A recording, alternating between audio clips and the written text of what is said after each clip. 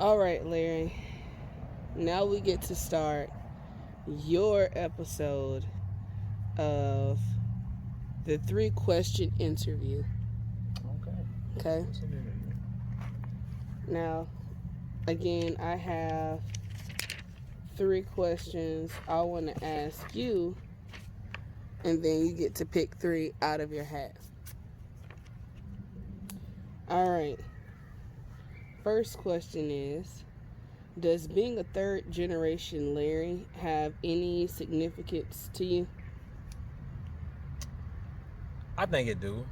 I think it do because it's like honestly, I know that I have the same name as 2 other men before me, and the fact that it ain't just like some random dudes, like you know how sometimes people be named after like an uncle or maybe like a grandfather of someone or maybe like someone's dad along the line. I'm actually named after my dad and then his dad. So like I've always looked at their life, reflected on their lives from what they tell me and from what I can see, and then you know what I'm saying, from what I hear from other people, and I try to take from that and be a better version of that. Not to say that I'm better than them, but you know what I'm saying. Like to carry on, like to carry the name to me is a badge of honor, even if like they may have made certain mistakes or things they didn't do. I feel like I have a chance to live through them and make the name like the name still has a ability to do something great because it lives on. You know what I'm saying? So yeah, it has significance. Okay. And the second question, will you be 100% honest and vulnerable with me during your interview? Yeah. Okay. And then the last question is, how are you feeling right now? And I don't mean like just in this moment, but in general. How do you feel right now? Disappointed, aggravated, uh, angry. Honestly, to tell you the truth, a little confused. And you don't have to elaborate on why you feel like that if you don't want to, but I will give you the space to do that. But that's I mean I feel like that, you know. That's how I'm feeling right now. For Nimmerette, it's not, honestly to tell you the truth, it's not even one really particular thing. It's just I feel like when things are like being self-aware of how little to no power I actually have. And it's not, I don't mean like, it's not because like, oh, I don't have, I'm unable, I'm not have the ability to do it because like I'm not physically out here trying to do it. You know, like it's not nothing to do with actually having the knowledge or the physical know-how or knowing how to finesse the situation. It's literally I have come to an understanding that I have no power. Like there's things that is bigger than me. You know what I'm saying? And knowing that, even though that is also a blessing to know that, I feel like my human side is like guilt, those emotions and those feelings that I just listed. That's where that come into play. And I feel like some days I have to like regenerate myself every day, or sacrifice that part of me every day. Like it's like something that I have to constantly battle against. My spirituality against what my human side wants to do per se. So that's where those feelings is coming from. Not one particular thing, but just a sense of how powerless I actually am. Okay. I feel like you've given me some really, really good answers. Now you get to pick your own 3 questions. So shake the hat up.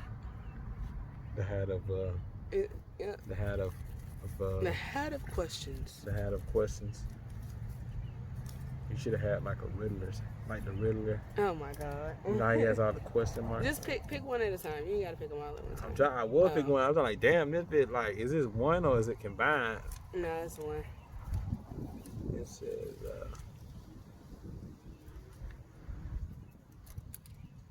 what is your big picture?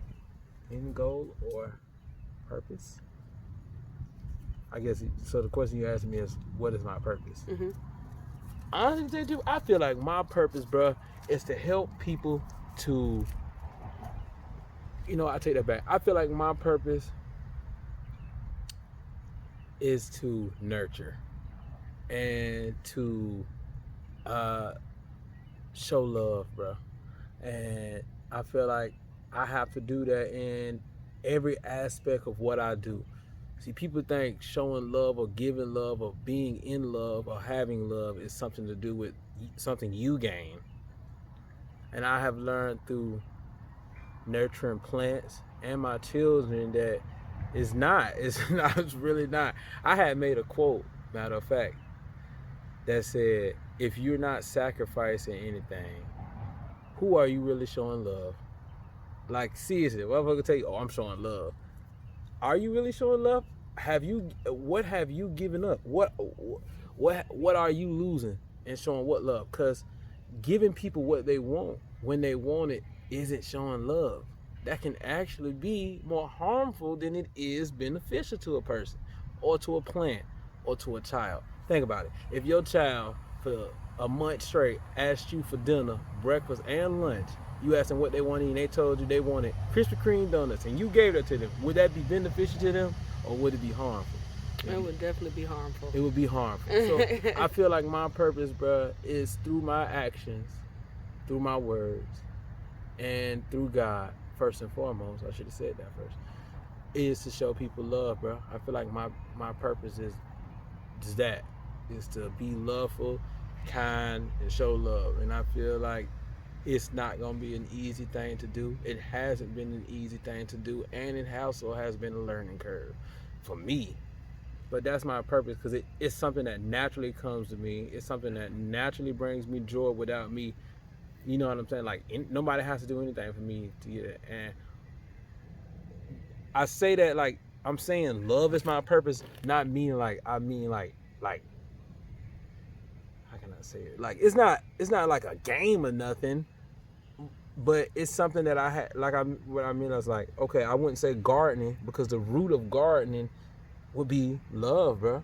When I do it, I feel closer to God. When I'm angry or in any situation, I go to gardening. This morning, when y'all left, I went down there, watered the plants, came back up, and I was in the garden because it gets me closer to God. Because through me working and stuff like that, me physically feeling that, I always think, God said that a man won't eat. God said that a man won't eat unless he's using his hands. Okay. So my purpose is love. Love is God, and God is my purpose. And I can definitely say I see that through the passion and the consistency you have with, not like you say, not just the garden, but in every aspect of your life, you kind of apply the same principle. Try to.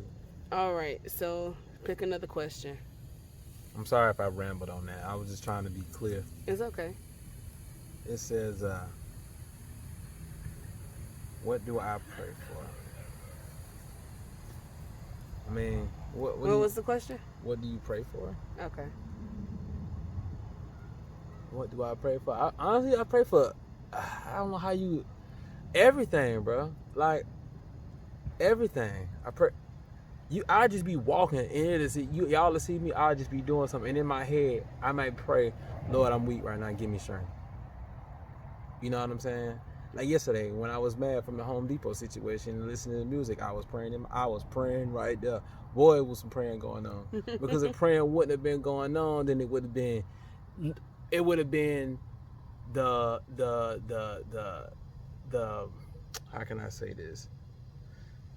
The wanting side of me, and that wouldn't have been my purpose. If I'm doing what I want to do, that's outside of love. And if I'm doing what I want to do, which means I would have done something that I would have regretted. So I didn't do that. So I pray for everything and all things in all situations all the time. I pray.